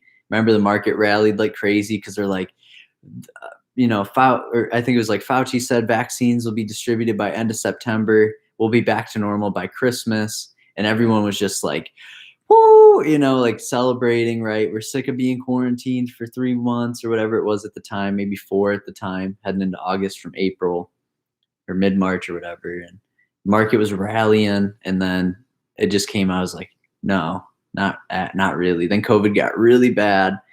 So we played a grad party, and it was socially distanced. And like, for our band, like, we made sure that no one came close to us. It was outdoors and everything. So we did that, and then that's when COVID started shutting everything down. Even outside events were getting shut down in August, and I was like, are you kidding me? You know, can't even play live shows with the band outdoors. So yeah, it's a tough time for any musicians right now. Any musicians. But I appreciate you listening, Jacob, for real. I do a lot of lo-fi stuff. Like, I have a trap song, a lo-fi song, 2 lo-fi songs, and a trap song. So it's fun. And then I have a song with my band that I released, which is fun. We did that almost a month ago already. Jeez. Time flies. I'm in music in the crowd. No one is looking for live music or concerts due to COVID. Yeah, man. Oh, it's crazy. I want to go to shows so bad. Denver, there's a couple shows happening at Red Rocks in Denver, but do tickets because nobody goes to concerts right now because of COVID, and nobody's playing concerts and everybody wants to go. Concert tickets are like $300. It's like, bro, are you kidding me? It's almost as ridiculous as me just noticing my AirPods missing. It's in my room, but still. Or it's in my hood. Imagine. Oh. It is literally in my hood. Jeez, that was like a magic trick. I think I just turned into Andre Jick for a second. Yeah, it is really sad that live music's been just absolutely canned. It's so sad, man.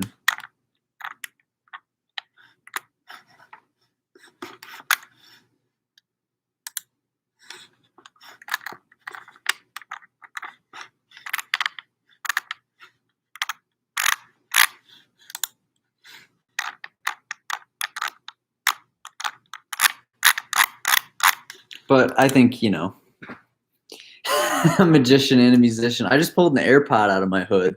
I don't know anybody else that can do that. No, I'm just kidding.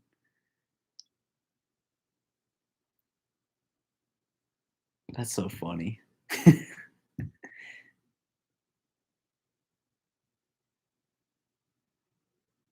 Is the market really still just lagging up on us? To the moon. There's a lot of stocks though that have just been in this range the past month, just chopping the daylights out of the market.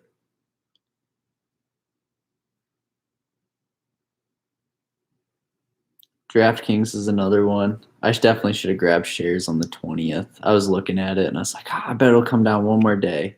It'll hit support. Got to finish school. Have a good rest of your day, man. I'll catch you later. Thanks for the live stream. Hey, take it. Have a good time studying, man. For real. I'm gonna be hopping off the stream in like 10 minutes anyway. So I appreciate your support, though, Jacob. I'm glad that you can learn from me and that you're able to implement it in your life. And I think it's awesome, man. Keep doing what you're doing, man. For real. It's just consistency is the name of the game.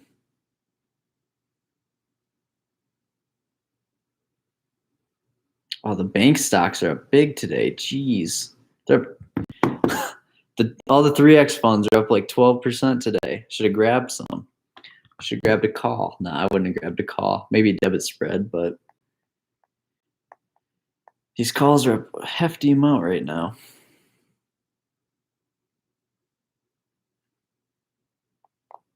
So wild.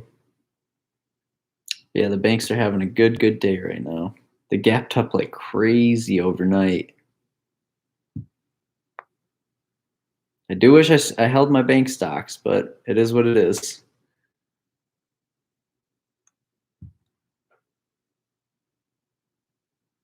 Tis what it is.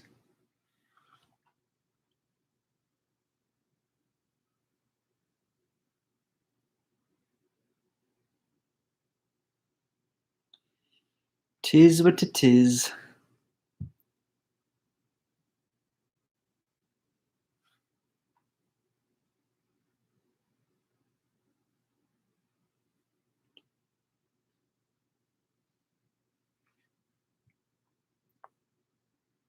Man, I'm getting hungry though. The intermittent fasting gets to you. But yeah, market, everything's looking pretty good.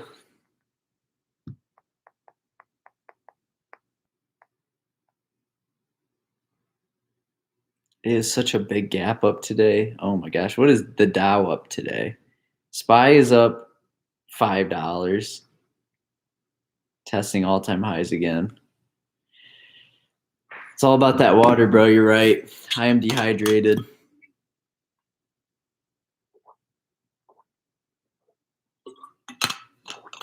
That is facts, man. I feel better already. Because you got to consume something. Your body's like, I need something to do. We're going crazy down here. It's like, hold up. I'll send some water down. Yeah, I've been intermittent fasting for almost 2 years. It's been a year and a half. I spent a year and a half of intermittent fasting, and it only gets me when I'm so close to breaking it because my body has built habits. Because I either break my fast at 2 p.m. Oh yeah, what times am I doing? So I do 2 p.m. to 10 p.m. or 1 to 9, because it all depends on when I eat at night. Because some nights are late work nights, so I do 16/8, and I do that on the weekend as well. But here's the thing: last night I didn't eat. I ate at 9 p.m., but I didn't eat anytime between 5:30 and 8:30, right? And that's when I started cooking. So it's kind of broken. Like it's, I know you should be eating like every 2 hours or so, every 3 hours, so your 8 hour window or whatever. Like you break your fast with high protein and fat, and then you can carb load right before you have your big meal, right? You want to carb load so you're not like absolutely dying when your brain's like, it's 4:30, Logan, you're not going to eat your dinner until 6:30 or 7. Like, let's load some carbs. So then I carb load a little bit where I'll eat like bread and cheese and stuff. And then, so like I break my fast with eggs every day. And then I eat celery with peanut butter.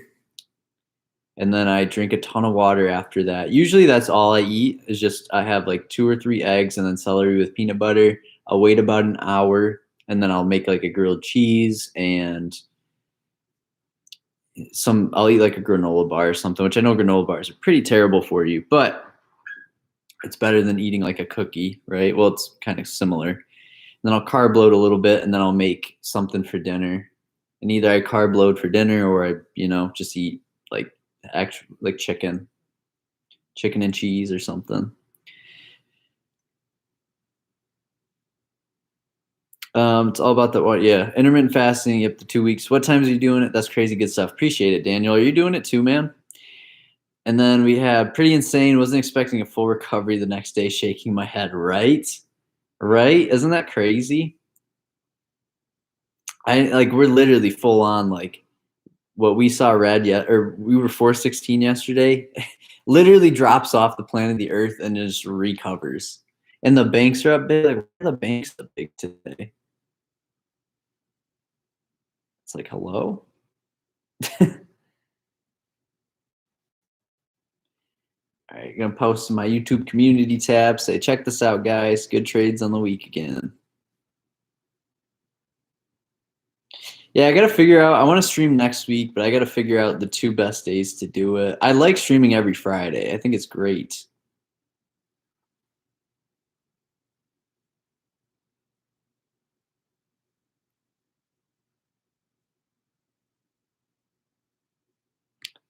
Yeah, I've been doing it for a long time. Now I'm just super low fat diet and hard on calisthenics. Intermittent fasting helped a lot, but stopped doing due to times. Yeah, man, I feel that. Intermittent fat, there's a lot to it, man. Especially if you work out. Like working out while you're fasting is fantastic. Like I love working out while I'm fasting. And then when you eat after, oh my gosh, it is the best food of your entire life. When your body's like, I need nutrition right now. It just feels great. I do a bunch of cardio. I'm not the biggest dude when it comes to like muscular and body mass because it's just hard for me to put on weight. But when it comes to every day I walk at least a mile and generally I run and generally I walk. I try to get 3 miles in a day if I can. So that's literally what I do when the market closes. I close my laptop and I just go walk for like an hour to an hour and a half, or I'll go run and I get through it quicker. Depends on the weather though. But I'm a huge cardio guy, and then I'll do more of like the HIIT workout stuff where it's like the really upbeat like 10-minute workouts. Those things are fun.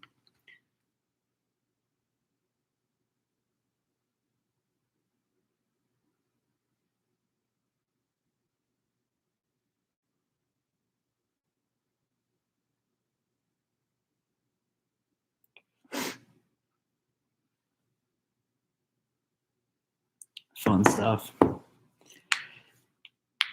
Well, I'm probably going to end the stream here, guys. I got to get some food in me, and then I got a video that I want to shoot for you guys for tonight on the Iron Condor, how I made the decisions I made, like the mental process. We're getting Theta Profit on tonight. We're going to do another video with him.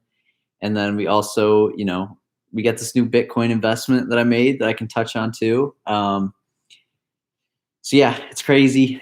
A lot of stuff going on, a lot of great things going on. So I hope you guys have a fantastic rest of your day. I want to say bye to everybody who's been hanging out, especially if you've been here for most of the stream. And we're going to be rolling with some high quality streams pretty soon once I get settled in Colorado in about a week and a half.